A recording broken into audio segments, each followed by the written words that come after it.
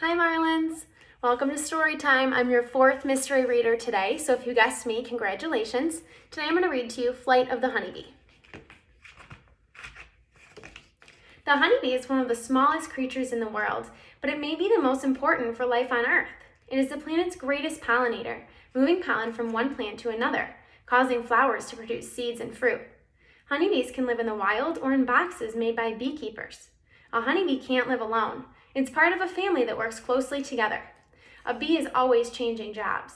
First she is a cleaner, then a babysitter, a builder, a guard, a scout, and finally a harvester. This is the story of a scout. A bee the size of a cherry pit crawls from the hive.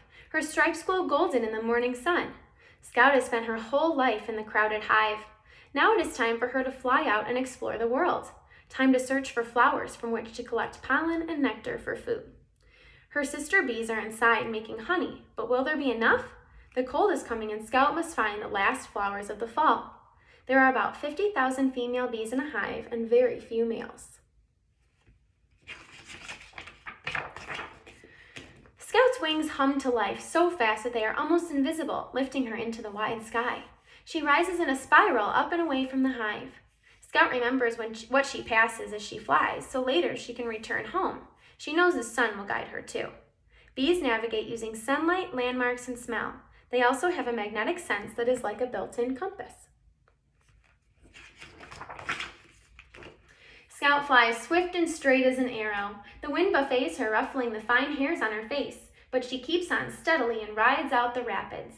Eyes as black as polished stones are searching, seeking a splash of color below. An arresting smell drifts on the breeze. Scout locks onto this scent. She flies over a clearing and spread before her is a marvelous meadow, an ocean of flowers. Bees are furry, even their eyeballs. Their hairs help them sense changes in the wind. Bees have a powerful sense of smell. They use their antennae to pick up scents. Bees can smell in stereo, each antenna smelling in a different direction.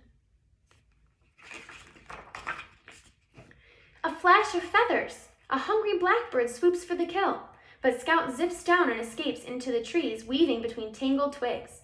Many creatures eat honeybees, including other insects such as wasps and dragonflies, as well as spiders, frogs, birds, and mammals such as bears and badgers.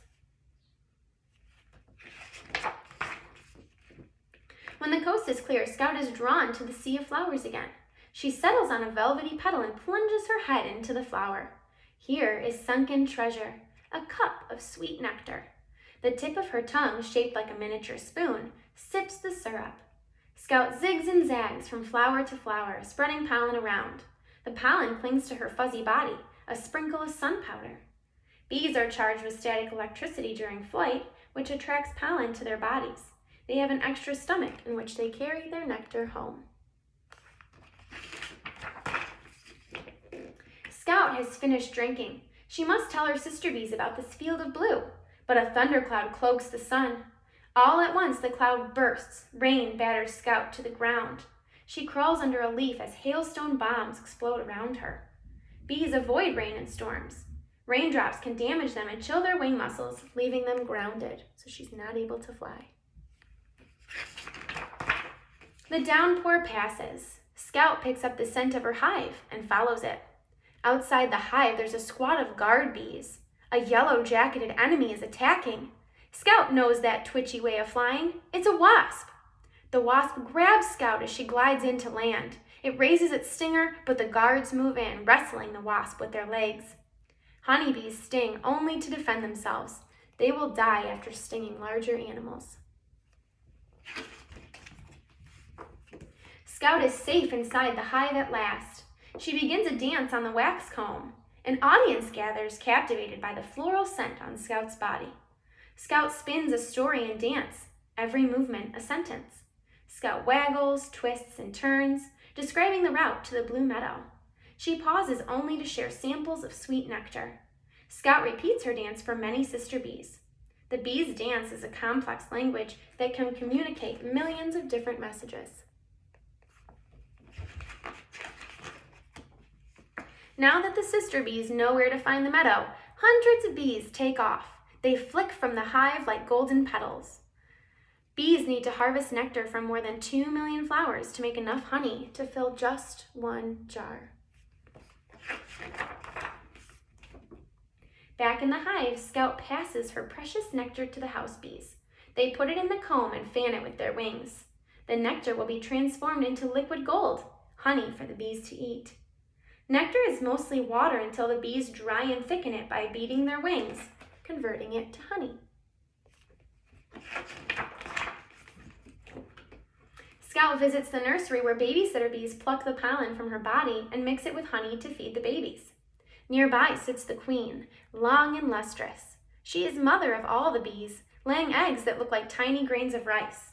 The queen can lay thousands of eggs a day. It is the job of the few male bees in the hive to fertilize a new queen. Exhausted after her mission, Scout rests her silvery wings for a spell. Soon she will join her sister bees in the blue meadow for the fall harvest. With enough honey, her family can now survive the winter. Scout's daring flight has been worth every beat of her wings. In its lifetime, a bee can travel more than 500 miles on flower runs until its wings eventually wear out. Thank you so much for listening to the story Flight of the Honeybee with me today. Your clues for tomorrow's reader are: she is one of the shortest teachers at YACS. She has kids that go to YACS. And she runs the Ecology Club and the Recycling Club. Good luck on your guesses tomorrow. I can't wait to see what you decide. Thanks for reading with me today. Make sure to work hard at home and have a great day.